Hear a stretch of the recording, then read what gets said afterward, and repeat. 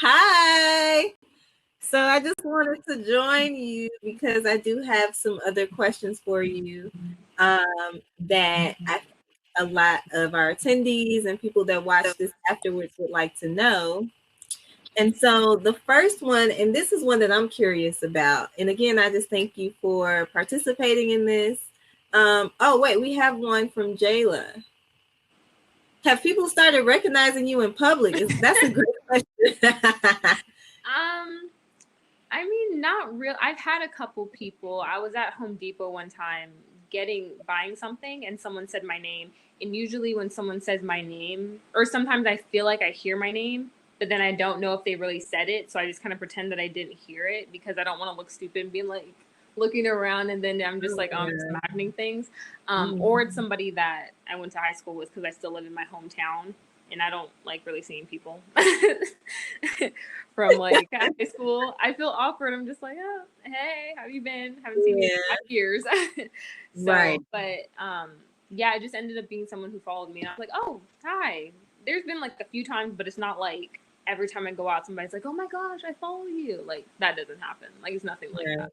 I'm just like, I'm pretty much a loner. And a mask and everything, I wear like my sunglasses. Oh, you can just cover up mask and my sunglasses over, and I'm just like, this is great. Oh my gosh. Okay, so the question that I wanted to ask was, what does a typical shoot day look like for you? So I know that there's a lot of planning, or you use Pinterest and things like that. But on the day of, because for me, when I have a shoot day, it's one of the longest days that I could ever have because you have to do your own makeup, you have to get all the looks together, you have to do the set design yourself and then set up the camera. So tell me, typical day for you look like? Well, it depends on if I already have, like if it's spontaneous or if I've been planning it. So for spontaneous days, like last year I did a shoot that was based off of like shadows, and I grabbed like my mom's trash can and a flashlight, and that one only took like a few hours because it wasn't really hard to set up, and my makeup is fast. I do the same thing every single time. But when it comes to like shoot days, like okay, I have this set that I'm building like in the guest room or in the guest room. What I do is I have like my inspiration book, and from there I'll look through it. If it's something that is really difficult that I don't know how to create, like for example, like a foam machine that I recently did, or a giant like box, or I made a giant flower last year, then I watch a lot of YouTube videos on people who have done like that on a, usually people do it on a smaller scale, and I'm just trying to figure out how to make it on a bigger scale. But the foam machine one, I was actually trying to make that on a smaller scale when people were doing it on a big scale because they were doing it outside. So I do like a lot of research on how to create it and read a lot of articles, like how-to articles and stuff like that. And then from there, if I already have the supplies, which majority of the time I do, I don't. Recently, I've been able to buy more supplies, but when I didn't have like extra funds to buy anything, I would just walk around my house like an hour trying to like think of what we had to use in replace of majority of the things that were needed. So then I just make sure I get all my props together. If I need little stuff like cardboard or glue or something like that, then I'll go to Target to get it, or Walmart. But usually Target. I like always go to Target. And then from there, I start building it. And so sometimes it takes me 8 hours. Sometimes it's taking me 12 hours. Sometimes it's taking me 19 hours. And sometimes it's taking me a whole week because certain things, it's like trial and error. An example of that would be I tried to make like a box of water for me to put myself in to be like a giant cup of water, and it kept leaking and I couldn't figure out why. And I have the patience to use silicone and let it dry and then redo it, even though that's what I should have did from the beginning, because it kept leaking and I was trying to figure out how to not make it leak. And then when it comes time to shooting, for that one in particular, I only shot for 15 minutes because it was like 50 degrees outside and the water was freezing and I was in a bathing suit. So I was like, I'm done. I hate this Right. shoot. Like it, not like I hate it, but like I hated it because I was so irritated and I get so frustrated, especially when things don't, which is all the time, things don't always come out the With, way that like you're yes. imagining it in your head. Mm-hmm. And Mm-hmm. I was like, oh my gosh. Or sometimes I order something and it doesn't come the way it's supposed to, or I didn't measure it correctly. And I'm like, man. But yeah, from there I'd like create the set and everything. Then I pick outfits. Usually picking outfits is like last, unless I already have an outfit in mind that I want to do, and then I base a shoot around that. But that rarely happens. So then I'll pick outfits and look through my closet, look through my mom's closet, and try and figure out what I can use to like create an outfit that I haven't done before or that I've kind of done, but like make it a little spicy or something so it doesn't look like this I'm using the same outfit over and over and over again. And then I charge my camera. I always put on a movie because it just I don't know. I don't know. It's So, okay, question, because that is one of the QAs. We want all, to know what is your favorite movie or a couple, because like me, I have a few in different oh genres. yeah, And then what is on your playlist right now? Hmm. yeah. Okay. So for movies and TV shows, I don't have a favorite because I watch so much like TV, stream so many movies and everything. But when I'm shooting, I always watch something that I've watched a million times that I can imagine it in my head to where I don't have to focus on it and I already know what's happening. Like I can just like, oh, that's when Perry punched Doofenshmirtz in the like toe or something like. So Phineas and Ferb, Teen Wolf, love Teen Wolf, any Marvel movie because I've watched them a Okay. million times. Um, oh, any old Disney Channel show or like movie. So Proud Family, That's So Raven. Any of those, like I've seen I swear probably a million times because of how many times I've watched it. So yeah, playlist wise, right now I'm listening to Black Panther because of everything that happened with Chadwick Boseman, rest in peace to him and everything. It made me go back to that whole album, which I hadn't listened to in a while, and I like, forgot how good that album really was. I was so excited for that, so I've been listening to that, and then Black is King, that album. Hmm. So those are two are like on repeat right now. No, that's great. So another question that I wanted to ask was, so which one first? Tell me about either a dream collaboration like that you could do tomorrow, or just a dream project that you would want to do if you had somebody wrote you a check with whatever budget. What would you do creatively? Okay, so dream collaboration would has and will always be until I get it. Vogue magazine because I want to be on the cover of Vogue and like creative direct and model it. Somebody else can shoot it though. Like I do like taking photos, but it's not like my favorite thing to do. So, and I think so. There's so many talented photographers that capture stuff that I couldn't even imagine like getting that angle or think of. That I'm just like, oh, that's amazing.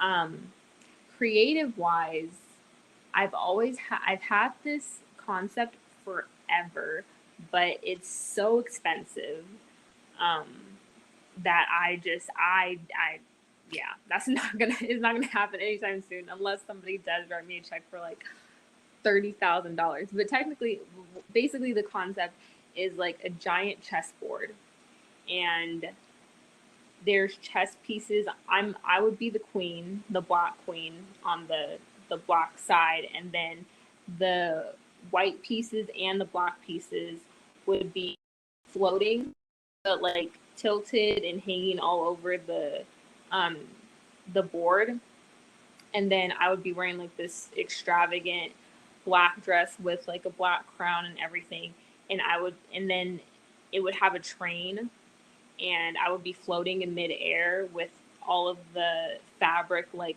floating, or like there was like a gust of wind, and everything was just like I don't even know how to explain it that well, but yeah, that's a concept that I've had forever, and I looked into it a while back, and the company that I saw that did like giant chess pieces, which are 6 feet tall, which would be perfect, cost $10,000, and then I had reached out to them to see if they would like send it to me, and then I can send it back, but they said that I would have to have collateral, and I was like, I don't have any collateral. All I have is my word. So Right. Especially, wow. that's it. But so I'm glad that you just spoke that out loud, because you never know. Maybe in a year or two, there might be just that blank check and they're like, go ahead and create your vision. So um, that brings me to, Maybe. she's like, yeah. Maybe. We'll see. um, the next question. So, do you have any advice for our Black women creators who are just starting out as a model or a photographer, either self-portrait or not? But when it comes to creative directing, are there any tips that you can give when you're first starting out and trying to build your brand or portfolio? The best advice that I can and will always give people is to never give up, because it seems like, especially during this time with social media and everything, that you see people like go viral, and then they're like millionaires overnight, or just Mm-hmm. have money overnight, or they get brand deals like in after a week of them going viral or something like that. And then you see other people, and it doesn't happen like that. Like for me, It's it a didn't. grind. Yeah, it didn't Yes. happen like that. And I've had the conversation with my mom multiple times of, you know, being a black woman in an industry like this, you do have to work harder than other people. And it's just like a fact. And I'm Mm-hmm. light skinned. So like technically it's even not even technically, but like it's easier for me to a certain extent Right. than No, I someone who, definitely understand that. Mm-hmm. yeah, than someone who's of dark skin. Like if I was dark skinned, it probably would have taken me even longer. I don't know.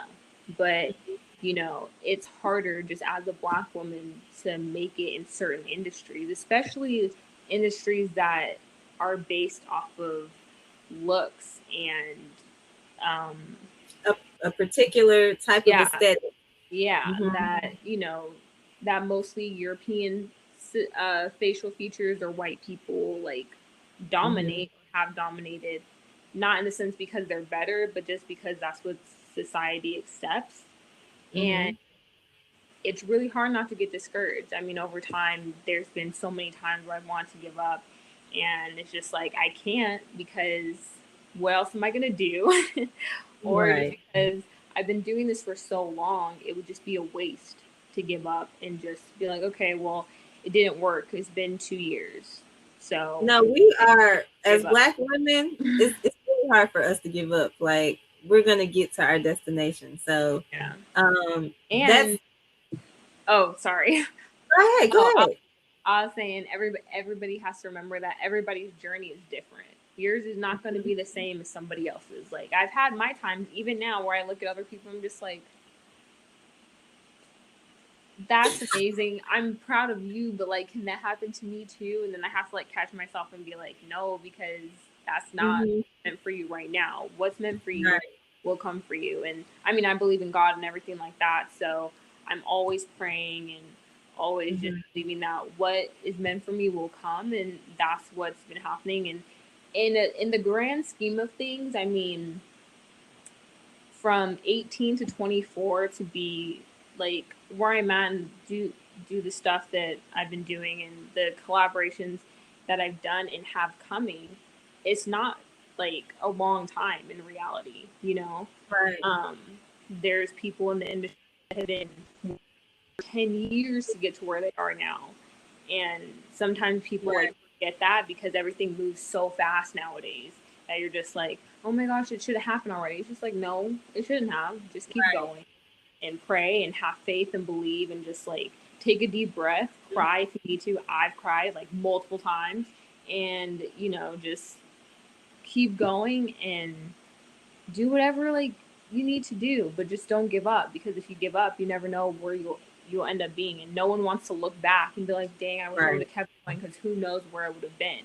Like if I had Mhm. given up last year, like mid last year when I kind of wanted to give up, I would have never made it to where I am right now, and I would have been pissed Right. because it's like, dang, all I had was like a year left to go, and I just gave up because it got too hard. So Right. No, I mean, there are so many tidbits that you touched on, especially as a creative entrepreneur. So I've been a full-time entrepreneur for the last year. I left my corporate accounting job last year, and I got a lot of side eyes, a lot of why are you doing this? Why are you giving away your salary? Blah blah this, blah blah that. And even with like family and friends, when people don't understand your creative vision or the path that you might see, it gets very difficult to want to continue on, because sometimes you really just need like a cheerleader, or you need that support system. And so it's so important to not give up.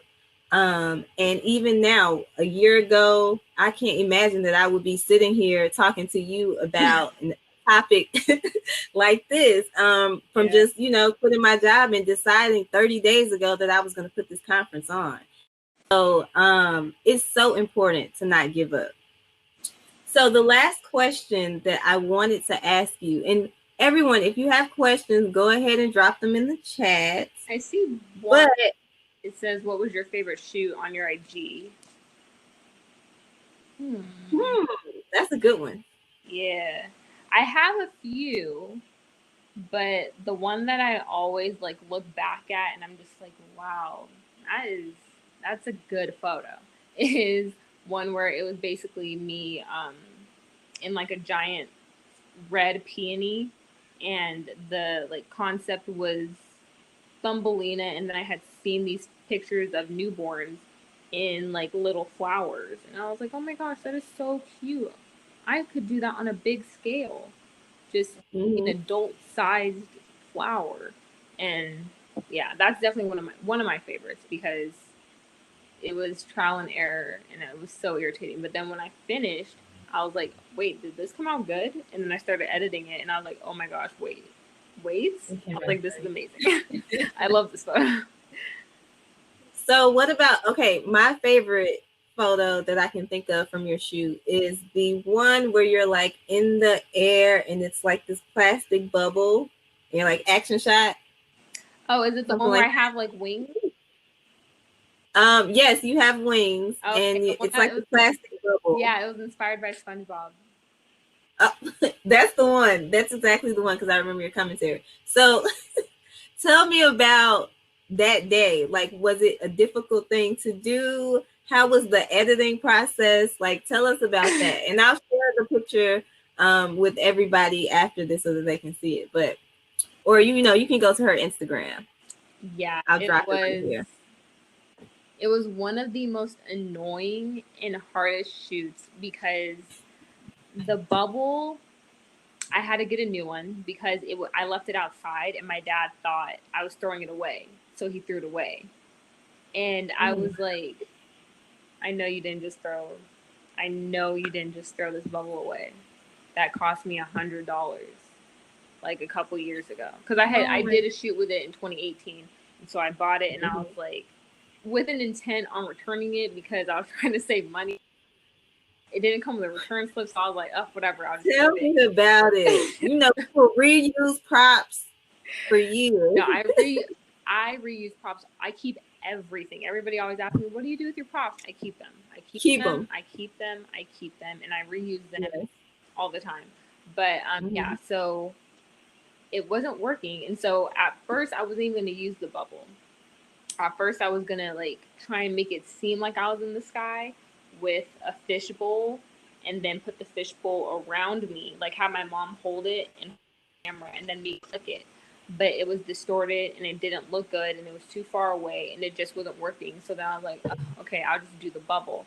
And then the bubble was thrown away. So the bubble wasn't existing anymore.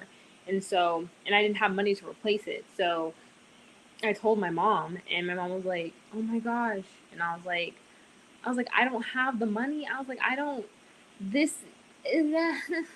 I was like, this was the shoot and I can't do it now because it's gone. And so my mom ended up buying the bubble for me, and I told her I'd pay her back. Well, technically, my dad will pay her back because he's the one that threw it away. So, yeah. And then, but she got me a new bubble, so I waited like a few days to get it. And then I stood on top of our trash can inside the bubble, and my mom was out there because I've had a bad experience with that bubble. I was home alone one time, and I blew Oh it, no. and I zipped it up. And since I use a shop vacuum, it blows, air into it. So if nobody's there, I needed to continually blow air into it because I can't unzip myself out of it because of how like heavy the zipper is. And the shop vac thing flew out. But then I left a space in it, so I can unzip it, but then the zipper got stuck. So I started panicking because I thought I was gonna be stuck in the bubble, and it was during the summer and it was hot, and I was like, oh my gosh, and I started having a panic attack, and then I had to calm myself down, and then undo the zipper, and then I Oh got my myself out. But back to the SpongeBob shoot. I go on tangents so much. But anyway, so I was in the bubble, and then my mom was out. Basically, that story was because, yeah, so my mom was outside just to make sure that everything was okay and I didn't get stuck. So God. she zipped me all the way up, and then I was standing on top of a trash can, and it was not cloudy, but there were clouds in the sky that day. So then I had my camera outside of the bubble and taking photos and everything. And what I was planning on doing was that I would take the photo, and then the bottom part of the photo, which you could see like the trash can, the sidewalk, our fence, and everything like that, I would just mirror the sky and put it at the bottom because the sky was already on top. You could see like half and half, but you could also see the trash can. But I wanted it to look like I was in the sky. So Right. I did that, but then it was the way that the camera was angled, it was too dark, and I didn't have the outfit was cute, but it was really, really hot in the bubble. And since I was breathing, you had like it got foggy really fast. Yeah, so I had to like Yeah. keep wiping it away, and I was like, oh my goodness, okay. And so then we did it again the next day, and I was like, because it didn't come out as good. And I always, majority of the time, I show my mom photos, especially if I'm not feeling like it's good. So I'll ask her if she likes it, and she's like, I like the other outfit better. You can do it tomorrow. And I was just like, and I was already so over the shoot because I was just like, this isn't working. Like it's not working out. I don't know what the heck is wrong with this. And she's like, just calm down and we can do it again tomorrow. I can help you again tomorrow. And I was like, okay. And so then the next day came and I did a different outfit. That's the one that you see, the orange outfit. With the little wings. And Yeah. yeah, with the wings and everything. We did it again. The only problem was there was no clouds in the sky. It was a clear day. And I was like, of course. Of course, something else would go wrong with this freaking shoot. Oh my gosh. And my mom was like, well, can't you just edit them together? And I was just like, yeah. And so I did. I took the photos and then I edited it. And at first, I just edited it with the regular sky because that was the, thing. And then it just looked like I had this weird blue backdrop, and I was just like, this doesn't make any sense.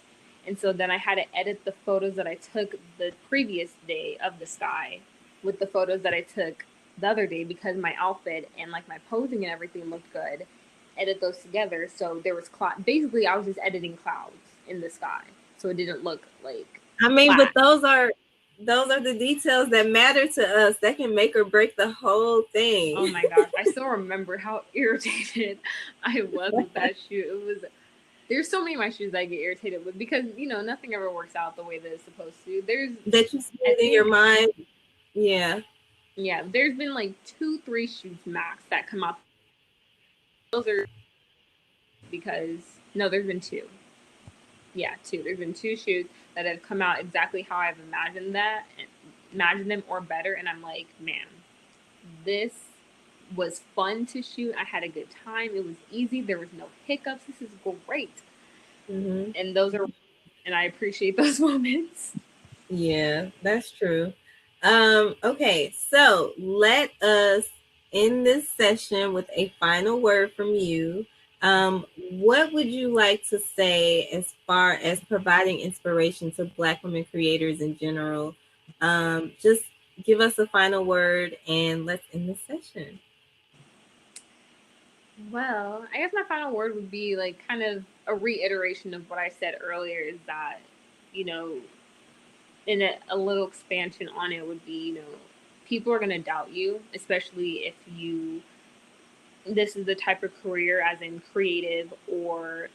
um, creative or like entertainment industry or anything like that. People are going to doubt you, especially people who don't think this is a job or it's easy, Right. which is not, because there's so much more faith that you need to have, but you have to keep going, and you just Mhm. don't want to look back and like wonder what if you would have just kept going, you would already know. So Right. keep going, work hard, know that you're going to have to work 5 times as hard, and if you're a dark skinned Black woman, freaking 10 times as hard, because Mm-hmm. and it sucks, but it's the truth, like, Right. just if you're a Black woman, you're going to have to work harder, and but keep going and don't give up, and have your doubts, and if you're upset, feel that you're upset. If you want to cry, and then after you're done, wipe your tears, get back Mm-hmm. up, keep going. Right. Exactly. That's the end. Right. That's my last word. Yes. Okay. Well, I just want to thank you again for participating in this conference. This has been a life-changing experience for me. And I'm pretty sure from all the feedback that I've gotten that the attendees are having an amazing time. So I appreciate you so much for taking time out of your Sunday to sit and talk with us. Kimberly. Thank I really do. And I've been following your journey. For probably about 2 years now. So I've seen the growth in the shoots. I've seen you take more and more risk and expand and your following grow. And so it's just so inspirational as a creative, a Black woman, to see you grow the way that you are, because that says that we can make it. We can all do it. And so I appreciate you for that. So, thank you. all Oh, right, and everyone. never, one more thing, and always just know that people are always watching you. I have been like recently with things I can't say, but things that are coming up, I've noticed Yeah. that it's just like, oh, people have been watching me. So just always keep that in mind. If you're a creator Yeah. or whatever, people are always watching you, and they may not say it, but a couple years or a year or a few months down the line, Quietly lurking. yep. But it's not always bad. It's not always bad. They could help you out. So, yeah, that was Yeah. okay. But No, thank great, you for great. having. Honestly, this was great. I was so nervous. Oh my gosh. Don't be. This was great. And the nerves are all a part of it. So, thank you guys. Thank everybody that attended. And thank you, Kimberly. If you are ready for the next session, just move over. We're starting at 5:15. And Kimberly, Yes. we have some virtual performances coming up in networking. So I hope that you can tune in, because I make a little cameo and you can see some of the video productions that some artists have worked with. So thank everybody and see you later. Thank you. And thank you, everybody else.